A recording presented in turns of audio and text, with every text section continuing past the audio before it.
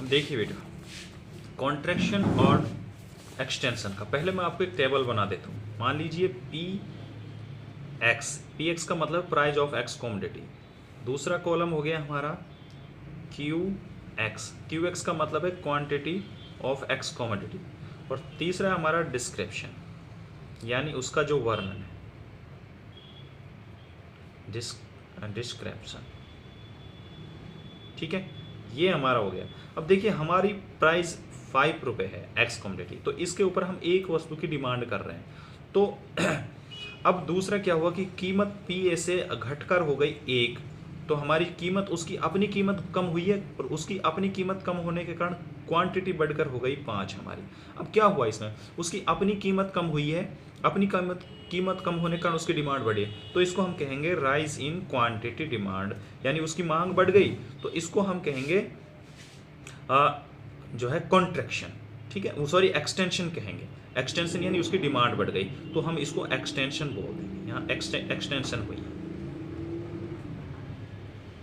किसके कारण हुई है, उसकी अपनी कीमत के कारण हुई है एक्सटेंशन। ठीक है, इसी तरह से हमारा अब इसका डायग्राम कैसे बनेगा देखिए। हम दो वक्र लेते हैं, ओ एक्स एंड ओ वाई। यहाँ ओ वाई पर हम लेते हैं प्राइस ऑफ एक्स कमोडिटी, और यहां पर हम लेते हैं यूनिट यानी क्वांटिटी।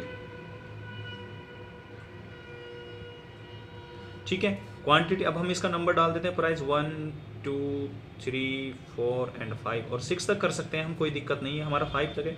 ऐसे ही हम क्वांटिटी 1 2 3 4 5 6 7। अब जब हमारी प्रारंभिक कीमत कितनी थी, 5 थी, तो 5 पे हम कितनी वस्तु खरीद रहे थे, एक वस्तु खरीद रहे थे। इसको सही कर लेना। जैसे अब कीमत 5 से घटकर 1 हो गई, तो मांग जो है बढ़कर, इधर मांग है तो यहाँ 1 से इतनी मांग बढ़ गई, तो ये जो हमारा वक्र है ये हमारा डिमांड करो कहलाएगा। अब यहाँ से ए से बी तक आया है तो डिमांड बढ़ी है, तो इसको हम क्या बोलेंगे, एक्सटेंशन बोलेंगे। क्या बोलेंगे, एक्सटेंशन। इसको साफ से अपने उसमें बना देना। ठीक है बेटा। अब उसका दूसरा आता है हमारा इसी तरह से, उसका कॉन्ट्रैक्शन का। कॉन्ट्रैक्शन का क्या है, वही हमारा P x Q x description. तो हमारी कीमत यहां मान लीजिए पहले 1 रुपये थी, इस पर हम 5 वस्तु की डिमांड कर रहे थे। अब हमारी कीमत पी 1 से बढ़कर 5 हो गई, तो हमारी जो है मांग घटकर 1 हो गई, तो यहां पर हमारा क्या हो गया, कॉन्ट्रैक्शन हो गया। किसके कारण हुआ है, अपनी कीमत का। अगर देखा अपनी कीमत के कारण नहीं होता ना, फिर इंक्रीज और डिक्रीज बोलते हम इसको, लेकिन इसकी अपनी कीमत के कारण हुआ है। तो अब हम इस पर ड्रॉ कैसे कर देंगे, ओ एक्स ओ वाई, वही हम यहाँ पर प्राइस ले रहे हैं, यहाँ पर क्यू एक्स ले रहे हैं।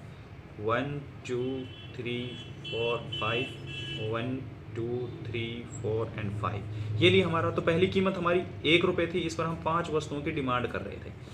हमारा पहला पॉइंट ये था है, और अब हमारी कीमत बढ़कर हो गई 5, तो हमारी कीमत घटकर जो है डिमांड घटकर हो गई 1। तो यहाँ से ये वक्र इधर चला, तो ये तीर का निशान ऐसे बना देना ताकि पता चल जाए। तो इसको हम बोलेंगे बेटा, क्या बोलेंगे, कॉन्ट्रैक्शन बोलेंगे। आगे बात समझ में। तो ये हमारा कॉन्ट्रैक्शन और एक्सटेंशन का दोनों था। यहाँ पर इसको हम ऊपर से ऐसे ये तीर का निशान लगा देंगे, यहाँ एक्सटेंशन था और यहाँ कॉन्ट्रैक्शन था। तो ये किसके कारण हुआ था, उसकी अपनी कीमत के कारण हुआ था।